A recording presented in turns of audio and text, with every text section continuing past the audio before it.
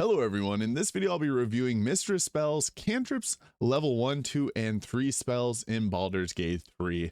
This is a 5th edition Dungeons & Dragons spell mod that offers a ton of fan favorites as far as spells go, such as things like Green Flame Blade, Frostbite, and Toll the Dead. I'll be covering all of these, talking about which spells are the best for in what case use, and just kind of giving a general review of them. And first things first, we'll start off with the Cantrips. This mod was made by randomkilla. It's available on console and PC in the in-game mod manager. So Toll the Dead is a necrotic damage cantrip here. This does a 1d8 of necrotic damage. However, if the target is below half its maximum health, it'll roll a 1d12 instead.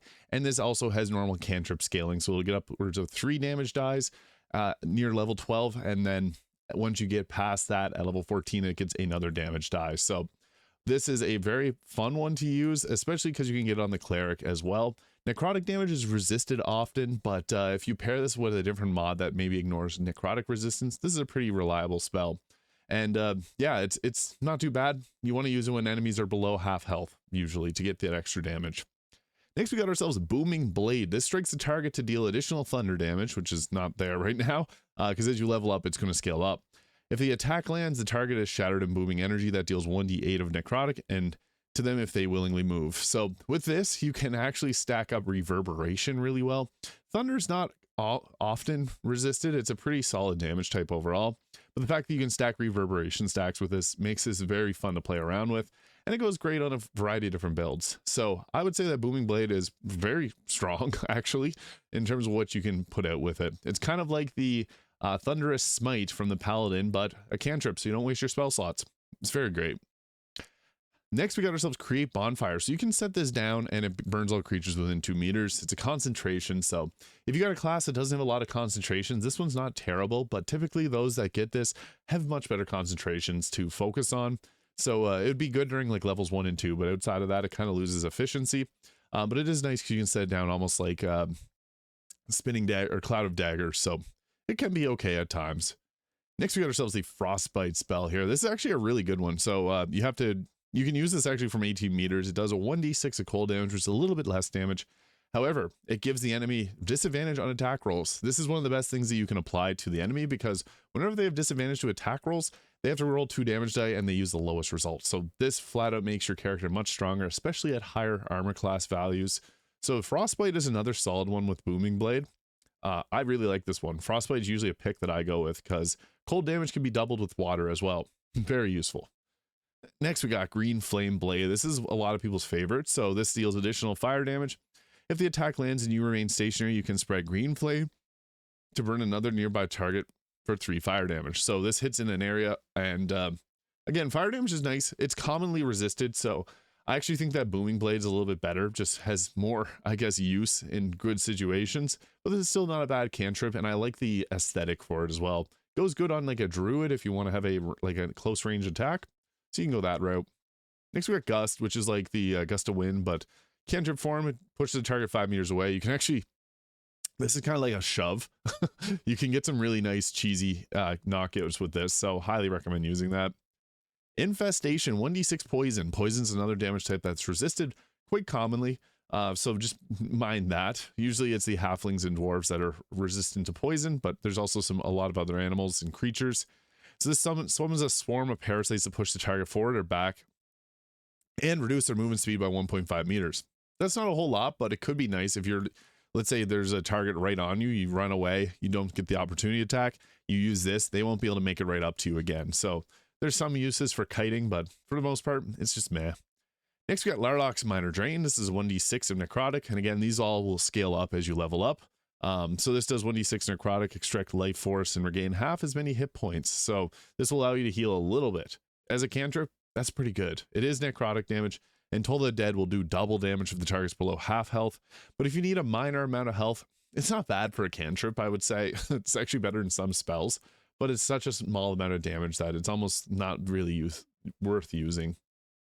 Next, we got ourselves Lightning Lure. This does a 1d8 of lightning damage, and it can pull the target 3 meters closer to you. Where this shines is if you're in a position where it's going to obviously be beneficial to pull them towards you, but this is almost like the Druid cantrip that you get does piercing damage. So lightning, good damage type because it's doubled with water, so early game, not bad.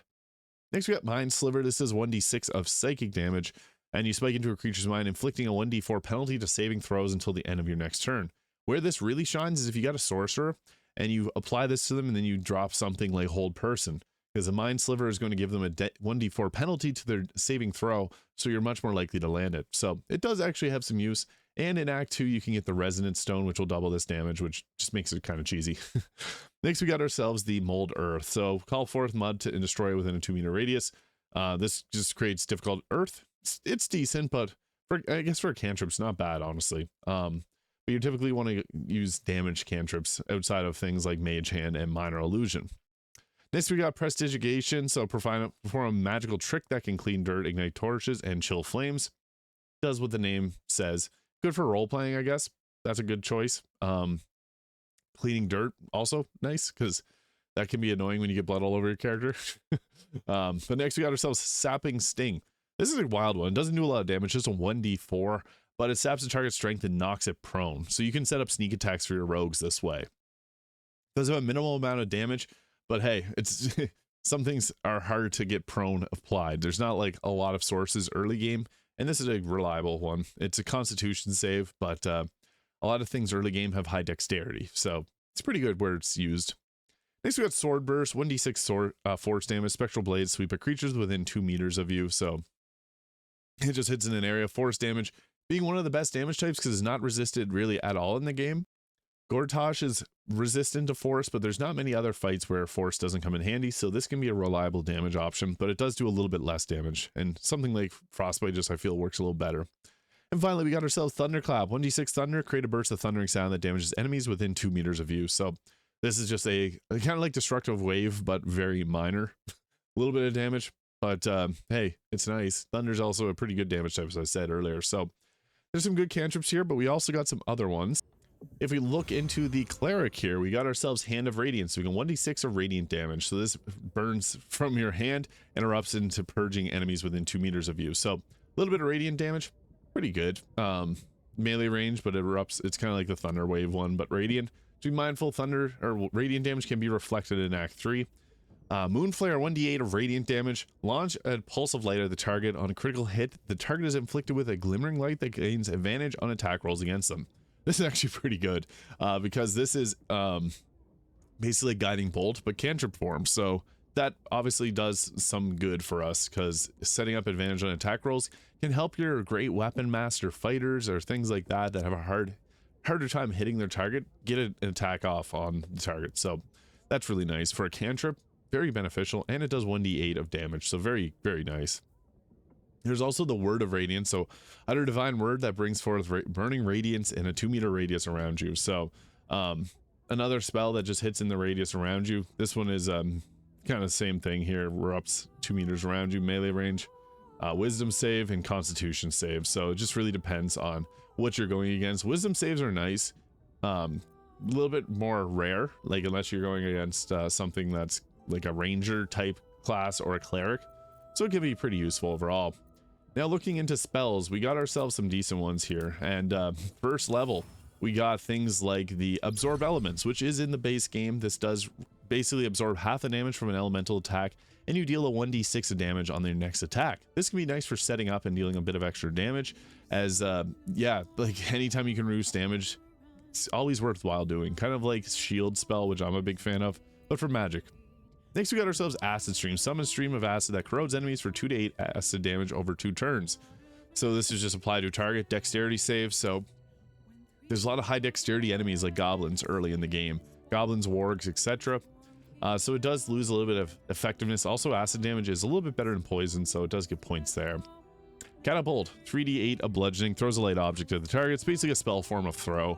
It does bludgeoning damage. It is a bit glitchy for some people on console, I believe, but it's all right.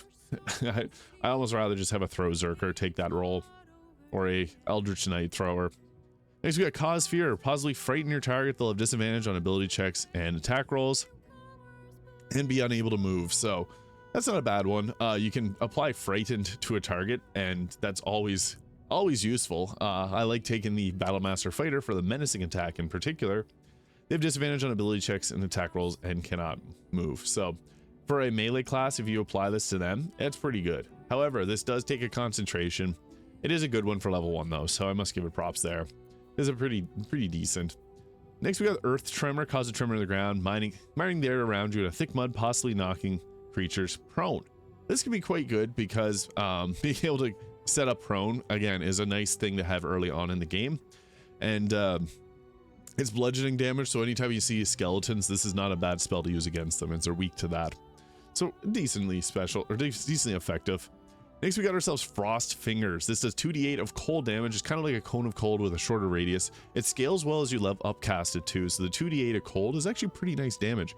What's nice about this is you can actually do Create Water from your Cleric and then hit them with this for double damage. So that 16 max damage becomes 32 at level 1. That's really good. Just putting it out there. And it'll also create an icy surface so targets will slip. Be mindful you can slip too, so there's some boots you can get to prevent that, but yeah.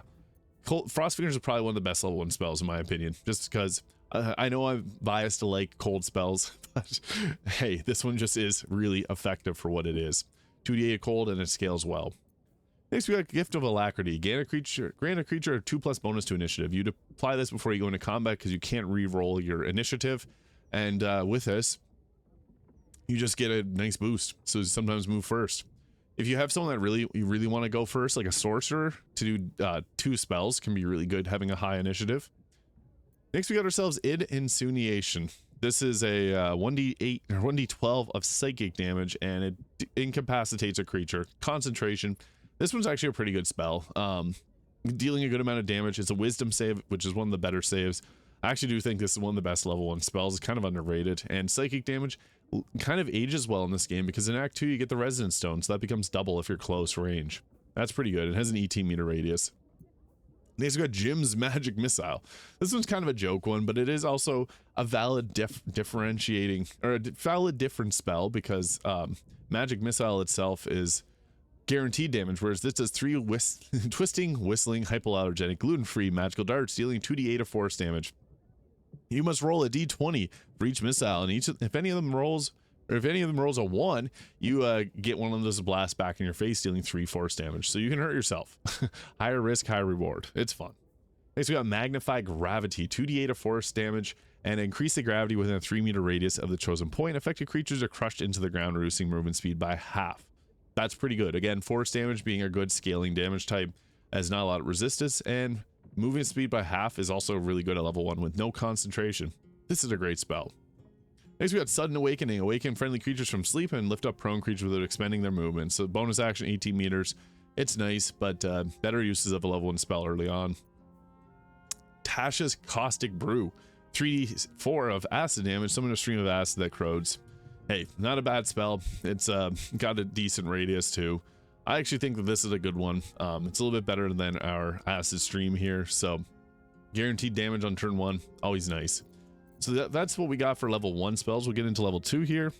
There are some other level 1 spells for the Ranger, which I'll cover in a moment, but I'll just go through the wizard and kind of spellcasters first. So at level 2, we get ourselves the Blood Sorcerer, adds some spells too, but Agonizer's Scorcher. This is one of the best, I would say, level 2 spells. Does a 3d8 of fire damage, which is very similar to what you're going to get out of like a Scorching Ray, for example. This is 66 with maximum 36. This will hit more targets though, because it hits in like a straight line. So this is it's kind of like Lightning Bolt, but half range. You shoot it out, straight line fire, and I would say for level 2 spell, you're going to get your best bang for your buck until you get Fireball at next level. Especially at lower levels, this is not a bad spell just to drop down when you need it. It's good for if you got a good positioning. If you got like Misty Step, you can set up and kind of Kamehameha people with it. So I like it. It's probably my favorite level 2 spell, or one of them. Next, we got Bestial Growth. So you grow hooves, spines, or claws from your body and allow unarmed strikes to deal additional damage, 1+ damage. Or I guess you get resistance, overcoming resistance immunity to non-magical damage. But it adds a +1 to your attack rolls and a 1d6 +1 bludgeoning, piercing, or slashing, depending on the damage type that you choose. It doesn't have any additional character appearance, but it'd be nice, I guess, on like if you multi-class with the monk, could have some usefulness. I'm not the biggest fan of it overall, but it's a cool flavor spell. Next, you got Borrowed Knowledge. Gain proficiency in 1 skill. That's really great, especially for role-playing. Recommend it. Dragon's Breath, 3d6 of fire damage. Grant one creature the ability to spew forth the breath of a chromatic dragon. This is a nice one. I'll show this one off too because it's a fun spell. Basically, you choose a damage type to go and deal additional damage in. Dust Devil next is also a really fun spell for level 2. This is 1d8 of bludgeoning damage. Surround yourself with a whirling dust and it hits all other creatures within 2 meters. And then if your turn, it creates a fog around yourself that blinds and heavily obscures creatures within it. For level 2 spell, this is like a damaging version of Fog Cloud, which I'm a big fan of Fog Cloud, so I think this is a fun one. Next, we got Earth Binds. You bind a target, prevent it from moving. Each turn, it takes 2d8 of bludgeoning damage. That's not a bad one for a concentration for if you need to keep a target in a certain area and want to apply damage over time. Crowd control spells are pretty fun. This is also a strength save, so you might want to be careful with what you're using it against because typically high strength foes are the ones you're going to want to use it on. Next, we have Flock of Familiars, 3 Fine Familiars. This is actually pretty good. It does require concentration, but early game, 3 crows to you can go and send the crows off and they can apply disadvantage on attack rolls, which is again very defensive and nice. So this is actually pretty good. Force Weapon, infuse a weapon with Arcane Force, giving a +1 to attack and damage rolls, deal an additional 1d4 of force damage. This is nice. It does require concentration though. A little extra damage is always good though, kind of like a better version of Magic Weapon. Next, we had Healing Elixir. Create a 1 potion of healing in your or a companion's inventory.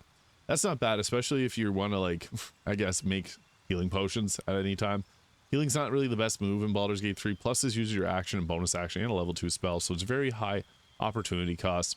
It's nice to have if you wanted to really use that, but I think there's much better options. Next, we got Jim's Glowing Coin. Toss a coin to distract enemies. They have disadvantage on wisdom ability checks and suffer a -3 penalty to initiative rolls.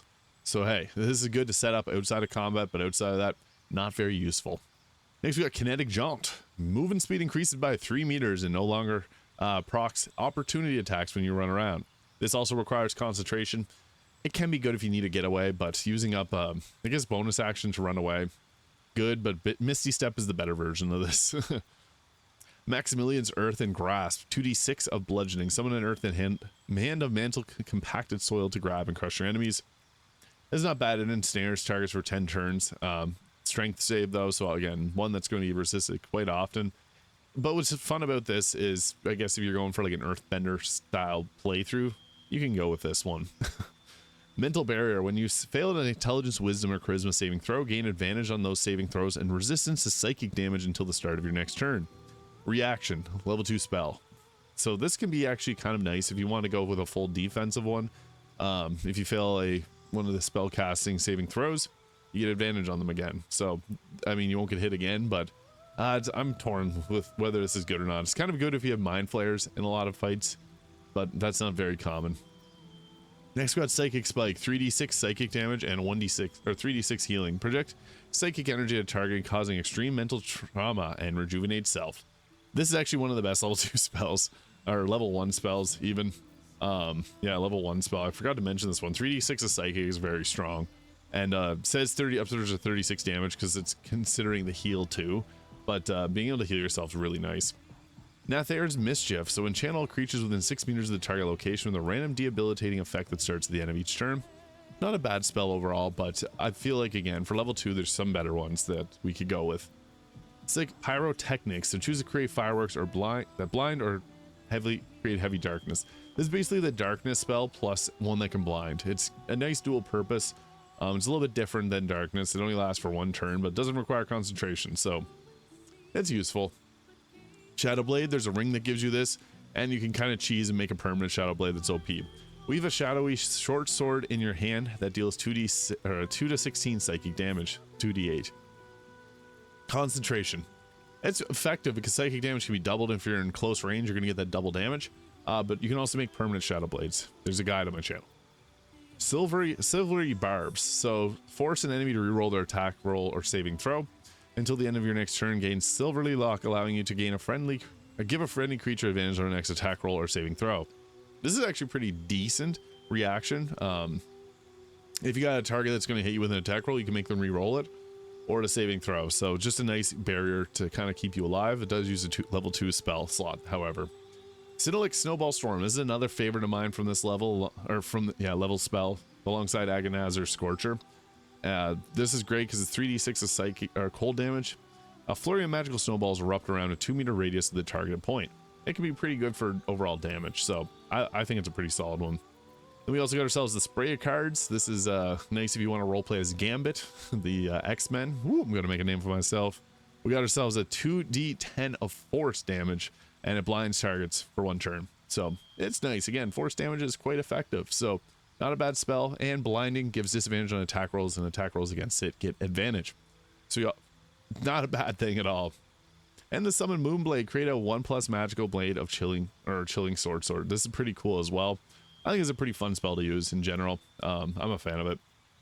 Tash's Mind Whip, another solid one, 3d6 psychic, and prevent them from taking bonus actions or reactions for 1 turn. So this will basically make it so you can run by them and not get opportunity attacks as well. And no bonus actions. That's also quite nice. Psychic damage is very effective as well, and it's got a good range of 18 meters. So next we have Vortex Warp. Mark a creature for teleportation. While you remain stationary, you can open a portal to warp the Vortex Warp target up to 18 meters away. Not a bad spell, especially for mobility, but there's many better spells at this level. And Wither and Bloom, 2d8 of necrotic, drain life from a 3-meter radius and heal yourself for 1 hit point per target. Plants take maximum damage from this spell.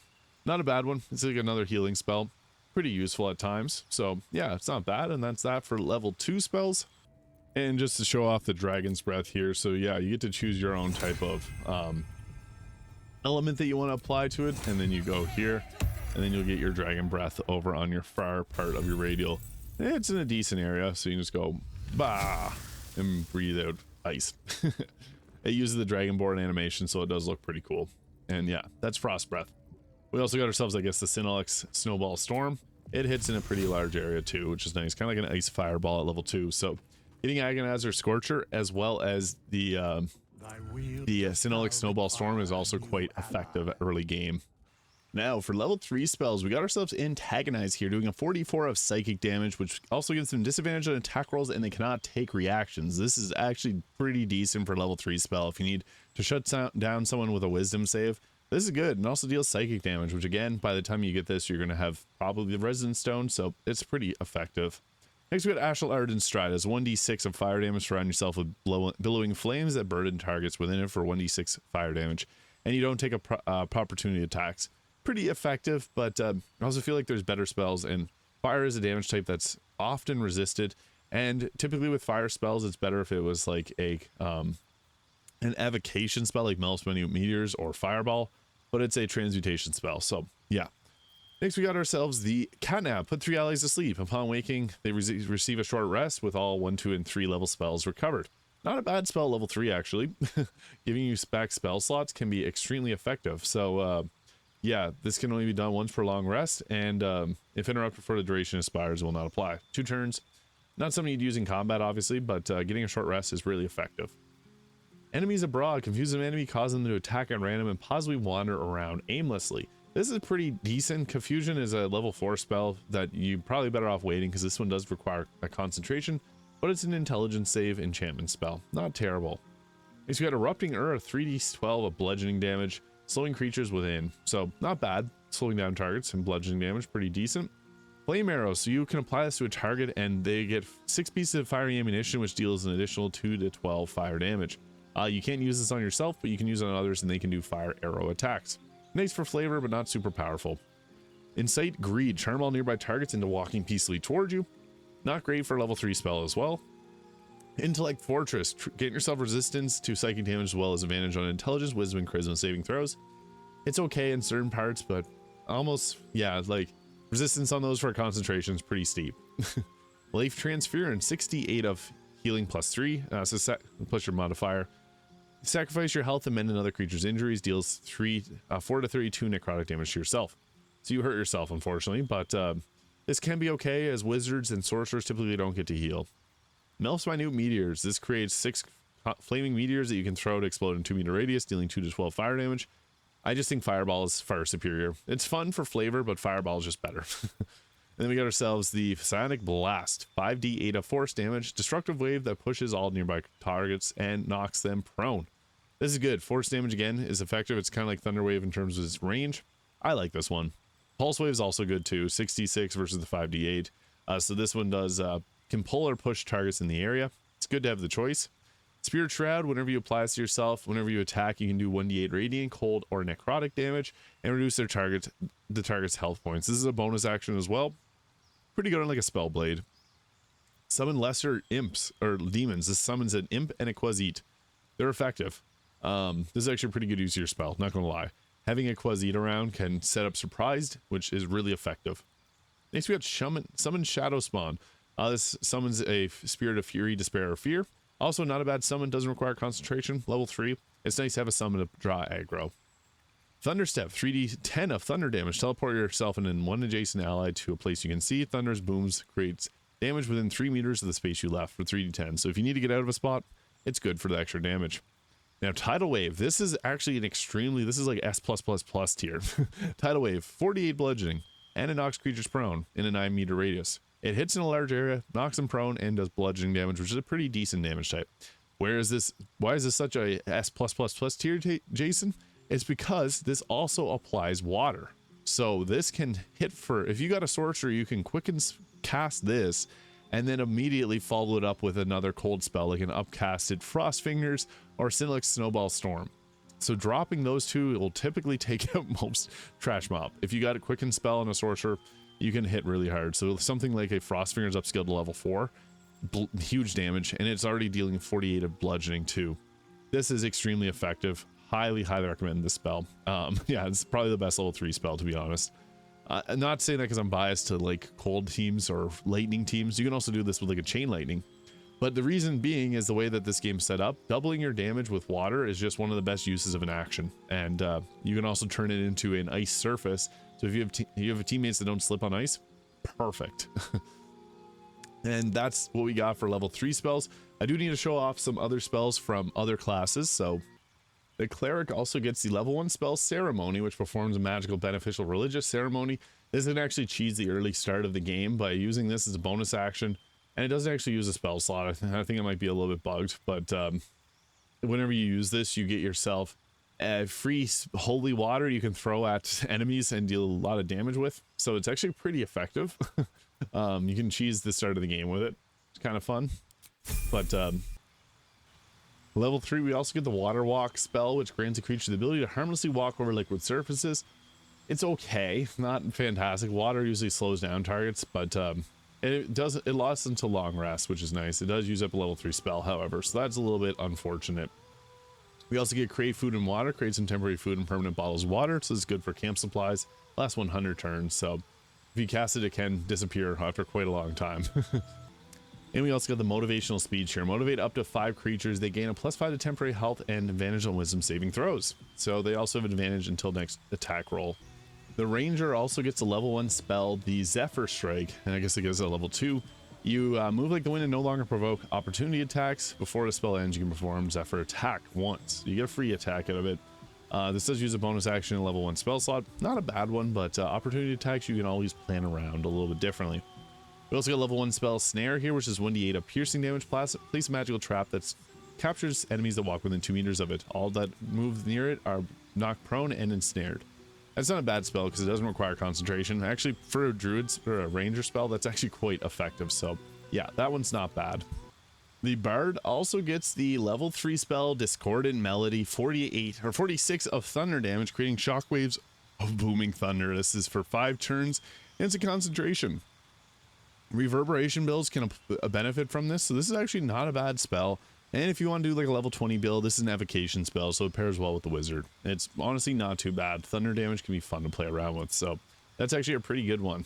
Bard exclusive. The Druid also gets the Primal Savagery Cantrip, which says 2d10 of acid damage, striking targets with corrosive claws. Not a bad one. They also get the Moon Flare there, which gives advantage, and they get Frostbite. So the Druid actually gets a big buff with some of the best cantrips. And for their spells, they get the Beast Bond, grant a friendly beast advantage on its attack rolls against the target if one of its allies within 3 meters of the target, and it is incapacitated. Very rare will you ever find a benefit for this, and it uses a concentration, so womp womp. The Druid also gets the Healing Spirit, which is 1d6 of healing, and call forth the Nature Spirit to soothe the wounded. Each creature can only be healed once per turn, expires after healing 5 times. This is a low amount of healing, and it's a concentration, but only uses a bonus action. I don't find much use for this spell, to be honest, but it's a cool one. And there's also Venomous Barb. So imbue a friendly animal's melee attacks with an additional 1 to 4 piercing damage and can poison for 1 to 4 poison damage. This one is also concentration, so that kind of sucks. It's kind of unfortunate to see that, but that is one of the last ones. We do have the Blind Faith from the Paladin.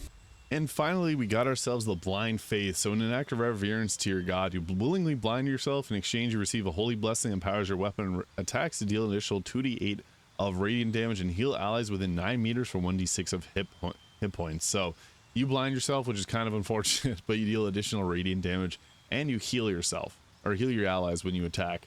It could be an okay one, not something that you'd want to use too often, but yeah, hey, it's there for a choice, and you can get it within Act 2, so it could be useful at certain points. But that is the best Mistress spells, cantrips, level 1, 2, 3 spells, and I will likely do a tier list later on ranking these, because there's a lot of great choices here that I think some of the best ones being like Agonizer Scorcher, the Tidal Wave level 3 spell to create water, and then also like Frost Fingers and Cinematic Snowball Storm, things like that to be able to deal a little extra damage. A lot of fun ones here. If you got any questions, feel free to leave them in the comments. Also, hit the subscribe button below if you haven't already. Thank you so much for watching. Hope you have a great day, and we'll see you in the next video.